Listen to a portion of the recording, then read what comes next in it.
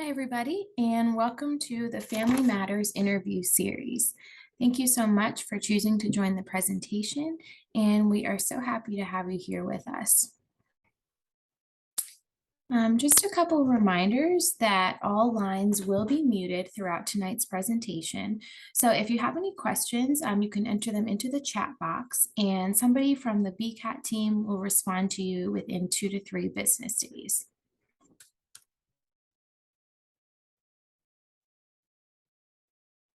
All right. Tonight, we are going to hear from Felicia Chew to discuss the benefits of home modifications, as well as learn practical tips for modifying key spaces in the home to create a safe environment for your loved one.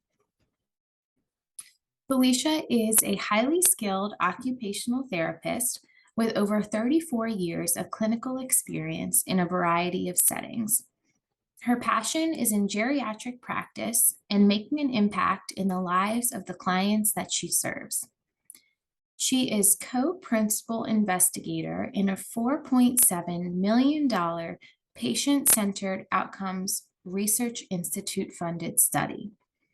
This large-scale pragmatic clinical trial in dementia care approaches aims to demonstrate meaningful improvement in the delivery of dementia care management.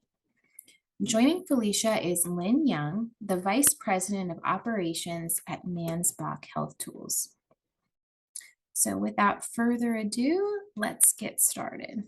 Hi, everyone. Welcome to today's Family Matters. We're really excited to be talking with Felicia Chew today on the topic of home modifications. Felicia, welcome. Thank you, Lynn. It's a pleasure to be here. We're excited for you to be joining us. Felicia is the Vice President of Senior Living Strategy with Health Pro Heritage. And before we jump into our topic today, Felicia, can you share a little bit with our families about your kind of current role and your clinical background? Sure. So I am an occupational therapist. I've been practicing for 34 years, primarily in the older adult population in post-acute care. What I will say is that I truly love the older adults and all they have to share and their wisdom and their knowledge and their life histories. So I would say that that's been, I started in pediatrics and I found what I love. In my current role, I'm working in senior living, so assisted living, independent living, really working to marry what is a medical model of care with a social model of care and make sure that those residents get the best services and get what they need when they need it. Awesome. I love that. Well, I know this topic is near and dear to your heart. And I know when we're talking about older adults that everybody wants to stay at home as long as they can. And sometimes people need that extra little bit of help to complete tasks in their home environment. As older adults maybe have some changes in their thinking, their cognition, it can be a time where we need to have professionals come in and maybe give some suggestions about, are they safe in their home? Are there things we could do to make them safer, make it easier for them? So when we're thinking about this whole concept of the home and evaluating the home, can you tell our family members a little bit about what is a home evaluation? If somebody's coming out to take a look, what should they expect? So I think it's really important to remember that a home evaluation can be completed by physical therapy, occupational therapy, speech therapy, but really the ideal is a marriage of both or all, depending on the needs of the person that you're evaluating or their home that you're evaluating. So for example, when someone has a physical impairment, having physical therapy and occupational therapy go out there and take a look at the home. And what we're really looking for is that safety and that function. So we want to make sure that you can age in place successfully and safely. So we're looking at a broad range of things in the environment: lighting, clutter, space, furniture placement, accessibility, doorways, lips to get up into doorways, stairs, handrails, all of that. But that's when there's a physical impairment. So, great to have PT and OT. PT could do it, OT could do it. When you're talking about someone with cognitive decline, there's a really nice marriage between OT and speech therapy that should be looking at not only the function, so the safety of mobility and task performance, but also the safety of the environment, the choices that are given, the setup of the home. And as we get into more detail, I'm going to give some really easy, clear-cut examples, but I'll share one that makes the most sense. If you have a microwave in your home and you have an older adult who has some cognitive decline, we all know that you should never put aluminum foil in a microwave. The easiest way to keep things safe so that you don't have an issue is to remove the aluminum foil from the house. Then there's no worry. So I think there are some of those very simple things for cognitive decline in the home. And what an individual, a family member should expect is really that laundry list of recommendations. Here's what I found. Here's what works. So we shouldn't just be saying this is what you need to fix. We should also be giving those compliments and those, reinforcement of, hey, you're doing a great job. Because caring for someone in the home with cognitive decline or physical decline is certainly overwhelming to the family or the caregivers.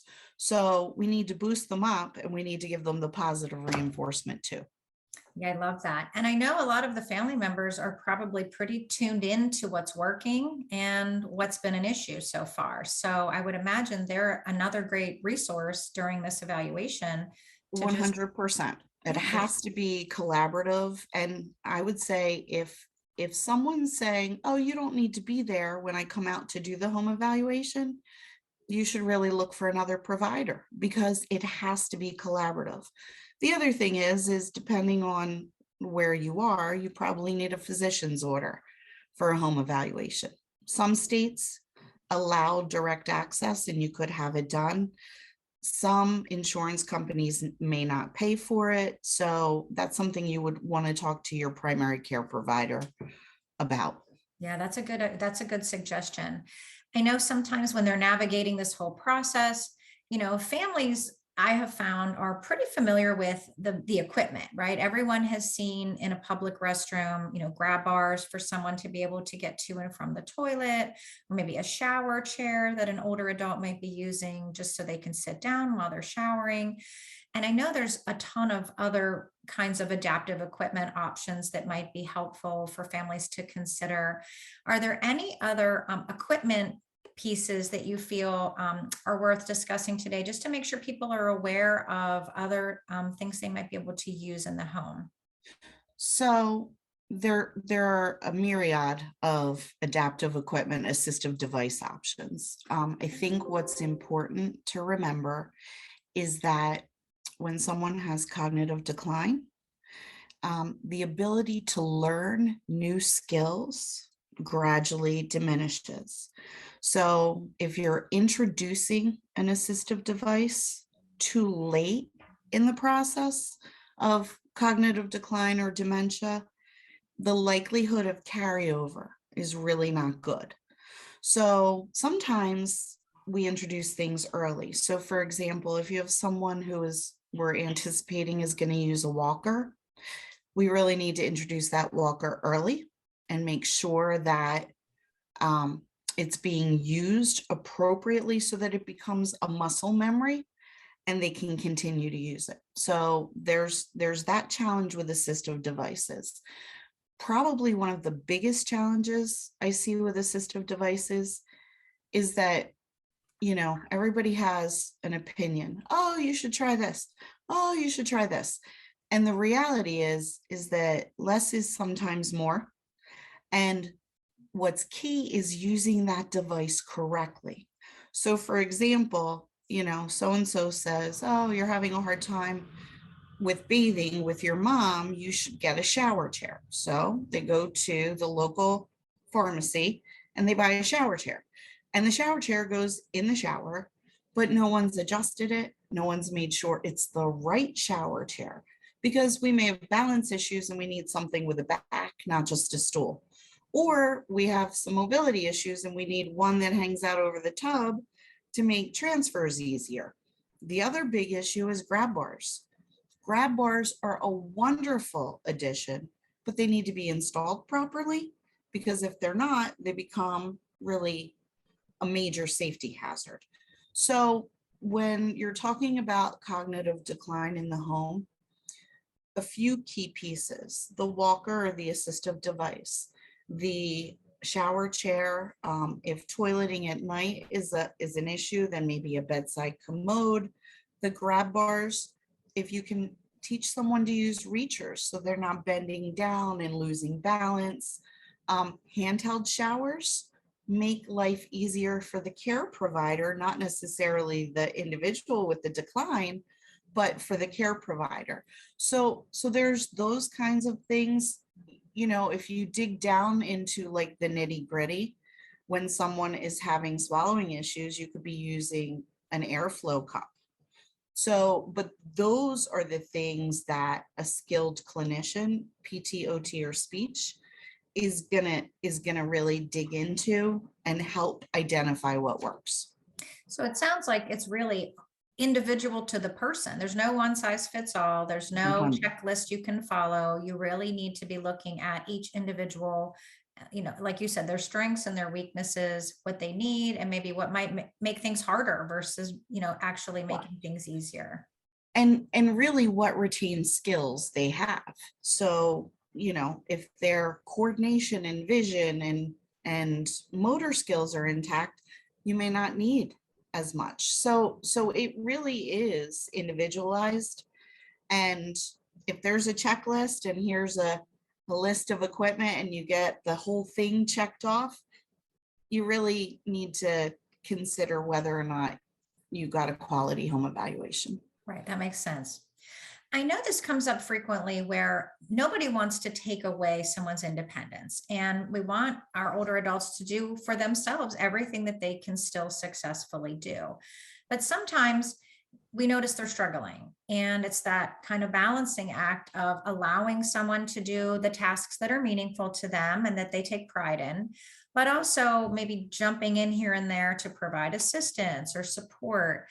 How do family members kind of determine when they're looking at a complex task that maybe has a lot of steps and they can see that, it is a little bit more difficult for someone to complete it?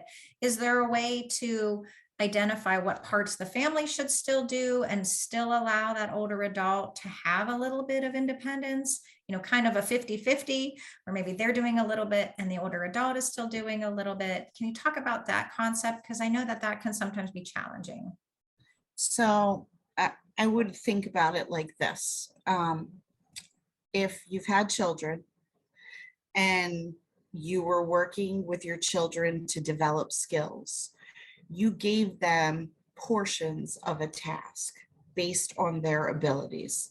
You use safety devices. I can remember when my children wanted to help cook and we used safety knives so that they couldn't get cut, but they could still contribute.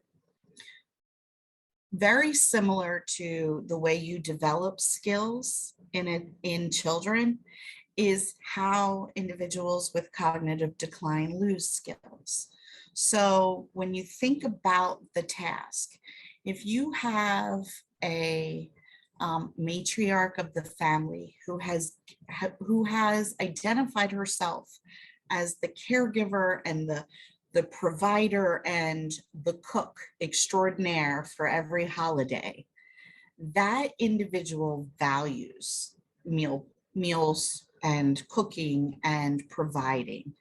So we need to figure out a way to have her still contribute to the meal in a way that is meaningful and safe. So maybe we do portions of the task. We do cold meal preparation as opposed to cooking on the stove, but we find pieces of the task and then we say things like, you know what? You've cooked all your life. I need to learn. Teach me. And still give them control and contribution to the task. But now they're teaching me as opposed to struggling through a complex task on their own. So it's about looking at a task or an activity that's meaningful and taking pieces of it and giving that person the opportunity to be successful. Let's talk about the older gentleman who loves to fish. Well, maybe baiting his own hook is not safe anymore That sounds scary. because of coordination, because of judgment, because of vision. But we can still cast and we can still reel. So now it becomes, Grandpop, I'm going to take you fishing. I need to learn. Am I doing this right? And then move on to the task that is still very successful and safe. It sounds so different to say, I need to learn from you than you can't do this anymore, right? What a completely different message, but in one situation, you're still a contributor and still a valued member of the family. And the other, I'm taking something from you. So Right. I think even just that simple choice of words can make a big difference in that interaction. So I think that's a really, 100%, I that's a agree. great idea. Yeah, those are really good kind of key phrases to keep in mind. When we're talking about the home, you mentioned low vision and changes with coordination. Are there any things in their home environment, any changes to the actual environment? You know, we hear a lot about, you know, don't have throw rugs with older adults because they could trip over them. And, you know, watch the cords that are sort of on the floor. Are there other simple, kind of easy changes you can make to the actual physical space around people to make them a little bit safer? So when it comes to cognitive decline, so when it comes to physical mobility, we always talk about, you know, the throw rugs, the furniture placement, the lighting. When we start talking about the individual with cognitive decline and making the house safe, I do think one of the big areas, regardless, is clutter. Minimizing clutter keeps them safe physically and cognitively. And, you know, you have to think about as they lose the ability to make choices and you remove clutter, you simplify the environment and you make them more successful. So clutter is an issue.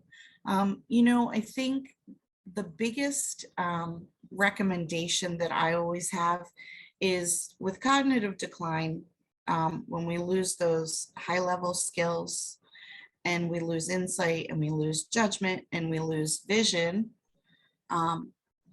certain things look like other things. So cleaning supplies can look like juices. You know, I think that edible food versus non-edible substances really need to be clearly separate.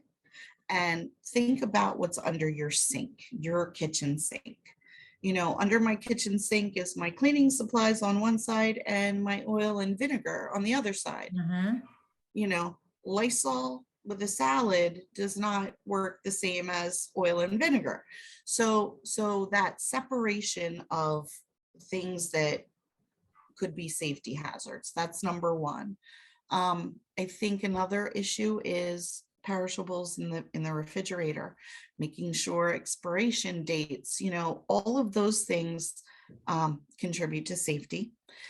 Another issue that I think everyone really needs to pay attention to is pet care. So a lot of times when someone is engaging in place or aging in place, if they've got a pet, we certainly don't want to say, oh, it's time for you to get rid of your dog. Right. Oh, no, they would not like that at all. Horrible thing. That's horrible. But do we need to maybe mark some safe zones and maybe keep Rover in the living room with some gates, because when he goes down the hall, when Mary goes to the bathroom, he zigzags in between her legs and she doesn't see him now and she's not aware.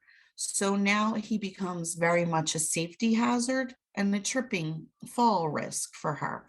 So thinking about things that um, someone's maybe not paying attention to, the toaster next to the sink, electric and water don't mix. So it's more of the safety when there's that lack of insight or problem solving that needs to be addressed on a good home evaluation.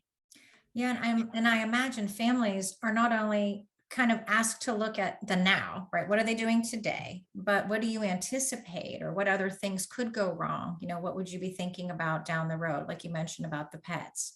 Mhm. Even if it's not an issue now, could we set up a new system to make them more successful for later? To your point about new learning and catching things early, and Mhm. having a system in place. So I think that's a good idea to kind of open up those conversations about, what's happening today, but also, this cat staying in the home. We got to figure out what we're doing here. Let's put a system in place. And I'm sure, And I would say there's another really common one, which is the knobs on the stove.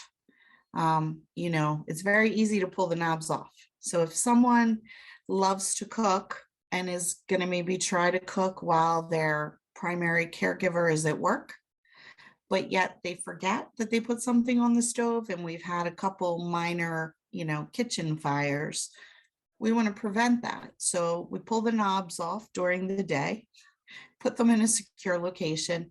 And when I come home, I'm now able to cook with that loved one, but now we're safe. So sometimes it's, and I don't want to say it, but you have to anticipate what could possibly go wrong. Yeah, that makes sense. I know we're almost out of time, but I had one more question. And when we're thinking about, like the example you just gave, where someone might be at work for part of the day, or they have to run out and do the grocery shopping or mail some bills, and they can't always be at home. Is there any technology available, cameras, alarm systems, things that families should be thinking about that they could use to support their efforts, both when they are in the home and if they do have to step out for a short time? Is there anything that you're seeing out there that could be a support for them? So there are countless technology devices that can prove beneficial.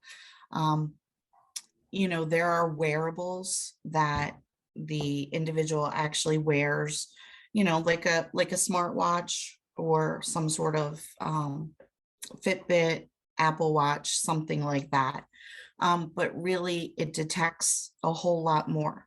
So depending on what devices you choose, it can look at falls, it can look at just even changes in movement, changes in activity, lack of activity, heart rate, blood pressure.